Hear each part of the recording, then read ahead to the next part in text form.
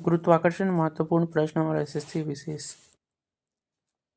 गुरुत्वाकर्षण का सार्वत्रिक नियम किसने प्रतिपादित किया था? आइजैक न्यूटन ने। उन्होंने बताया कि ब्रह्मांड में प्रत्येक कण दूसरे कण को एक बल से आकर्षित करते हैं।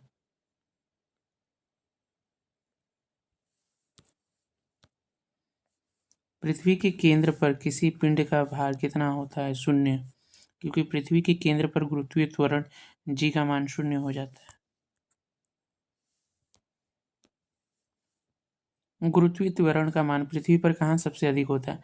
ध्रुवों पर। पृथ्वी ध्रुवों पर थोड़ी चपटी है, जिससे केंद्र से दूरी कम हो जाती है और गुरुत्वाकर्षण बल बढ़ जाता है। पृथ्वी की सतह से ऊपर जाने या नीचे गहराई में जाने पर g के मान पर क्या प्रभाव पड़ता है? दोनों ही स्थितियों में g का मान घटता है।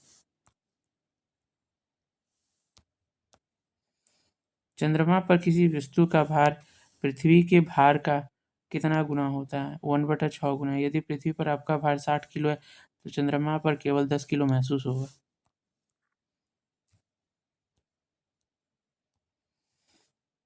पृथ्वी के लिए पलायन वेग का मान निर्धारित है।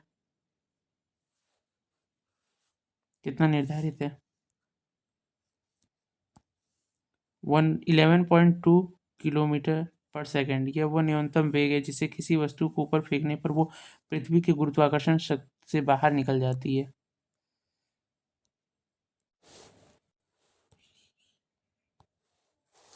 यदि पृथ्वी अपनी वर्तमान गति से तेज घूमने लगे तो भूमध्य रेखा पर वस्तु के भार पर क्या असर होगा?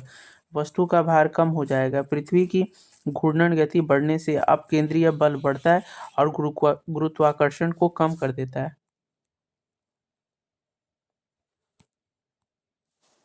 किसी उपग्रह की कक्षीय गति किस पर निर्भर नहीं करती है?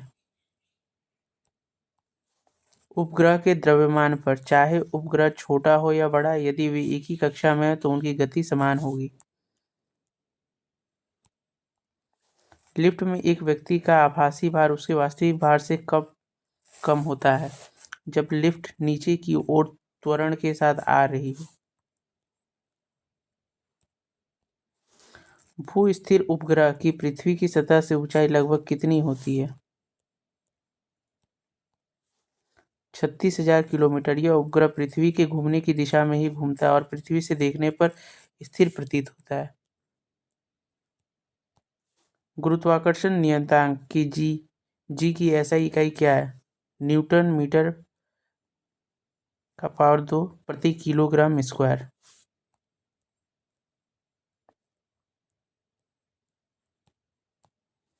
ग्रहों की गति के नियम किसने दिए थे? Johannes Kepler. उन्होंने 3 नियम दिए थे जो बताते हैं कि ग्रह सूर्य के चारों ओर दीर्घवृत्ताकार कक्षा में घूमते हैं। अंतरिक्ष में भारहीनता का अनुभव क्यों होता है? शून्य गुरुत्वाकर्षण के कारण नहीं, बल्कि इसलिए क्योंकि अंतरिक्ष यान मुक्त रूप से गिर रहा होता है।